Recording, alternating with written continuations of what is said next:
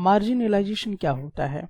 तो जैसा कि आप यहाँ पर समझ सकते हैं कि जब भी आप इस तरह के फिगर जब आप देख रहे हैं तो इस फिगर में आपको दिखाई दे रहा होगा कि आपके मन में कुछ भावनाएं जो हैं शायद आ सकती हैं। या आपको मैं कुछ और एग्जाम्पल देता हूँ, जैसे कि अगर मैं आपके कहूँ कि आपकी कॉलोनी के आसपास में बहुत सारे मुस्लिम्स हैं, तो आपके मन में क्या विचार जो है वो आ रहा है।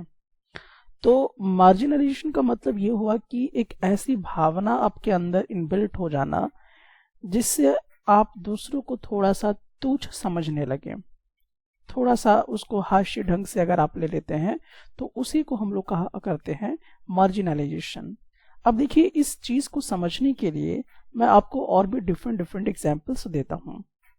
जैसे अगर मान लीजिए कि अगर आपकी जो भाषा है वो बहुत ही डिफरेंट है जहाँ पे आप रह रहे हो, तो अगर आपकी लैंग्वेज बहुत डिफरेंट है जहाँ पे आप रह रहे हो, वो भाषा कोई नहीं बोलता है, सिर्फ आप बोलते हो, तो वहां पर लोग आपको बड़ा अजीब नजरों से देखेंगे।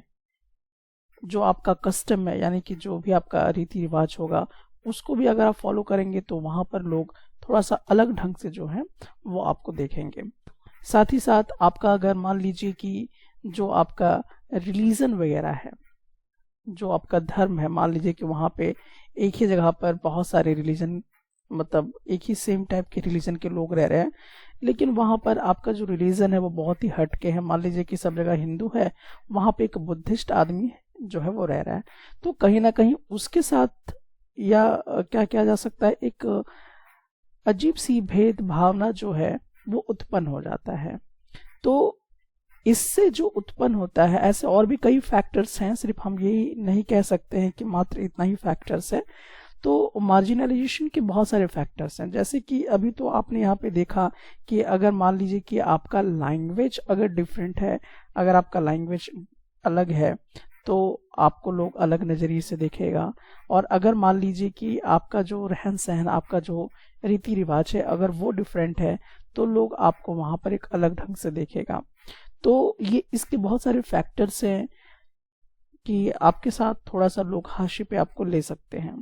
तो ये ऐसे फैक्टर्स हैं जिसके कारण मार्जिनलाइज्ड कोई भी लोग होता है।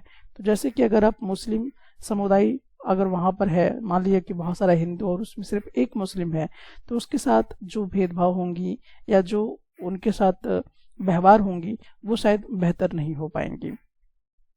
तो इसी को हम कहते हैं मार्जिनाइजेशन। और भी अगर हम लोग यहाँ पे देखें कि अगर किसी भी व्यक्ति को अगर हम लोग मार्जिनाइजेशन करते हैं तो इससे क्या नुकसान हो सकता है। तो देखिए, इससे ये नुकसान होगा कि उसको जो चीजें मिलनी चाहिए वो चीज से वो क्या हो जाएगा, वंचित हो जाएगा। ठीक है, मान लीजिए वो एक रिसोर्सेज तक नहीं पहुंच पाएगा, या जो भी उसको अपॉर्चुनिटीज मिलने चाहिए वो अपॉर्चुनिटीज उसको नहीं मिल पाएगा। जैसे एग्जाम्पल के तौर पे अगर हम लोग देखें तो जैसे कि आप देख सकते हैं कि हो सकता है कि उसको पढ़ने का मौका ना मिले। मैं आपको इसके लिए एक बेटर एग्जाम्पल देना चाहता हूँ, डॉक्टर बी आर अम्बेडकर का। डॉक्टर बी आर अम्बेडकर एक ऐसे स्कूल में पढ़ते थे जहां पर सभी सवर्ण जाति के लोग पढ़ते थे, और वहां पे जब डॉक्टर बी आर अम्बेडकर जाते थे पढ़ने के लिए तो उनको एक अलग से चटाई में बैठा दिया जाता था, अलग से उनके लिए पीने का पानी का व्यवस्था किया जाता था।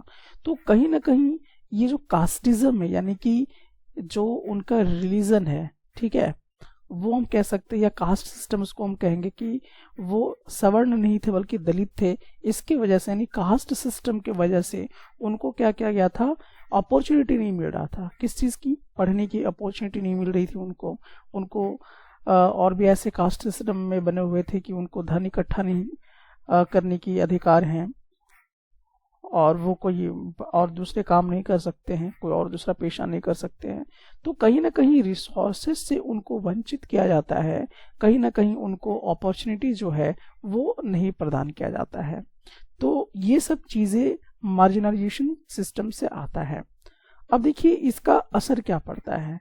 जब भी किसी का मार्जिनलाइजेशन सिस्टम होता है तो वो इकोनॉमिक तौर पे भी हो सकता है, सोशल तरीके से भी हो सकता है, या कल्चरल तरीके से भी हो सकता है।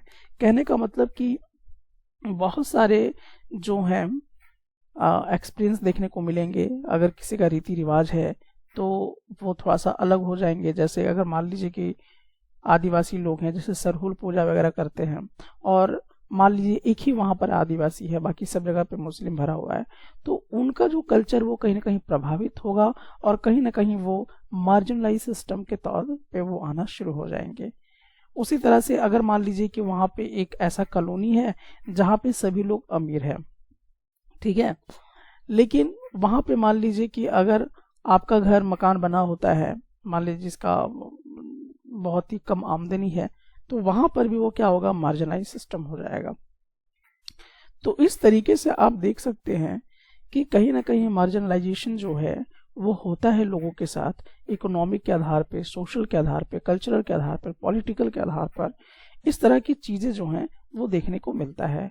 तो आप समझ गए होंगे कि आखिरकार what does it mean to be socially marginalized, यानी कि कोई भी चीज अगर हाशिए पर है तो क्यों है, तो उसके बहुत सारे जो फैक्टर्स हैं वो हो सकते हैं।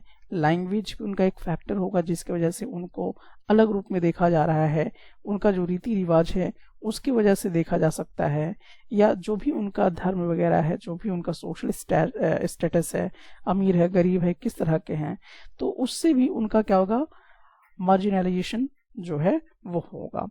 इकोनॉमिक के आधार पर भी हो सकता है, ठीक है, कि उसका जो है वो अमीर है, गरीब है, किस टाइप का है। यही नहीं, साथ ही साथ कल्चर बेसिस पे भी क्या हो सकता है, मार्जिनाइजेशन हो सकता है।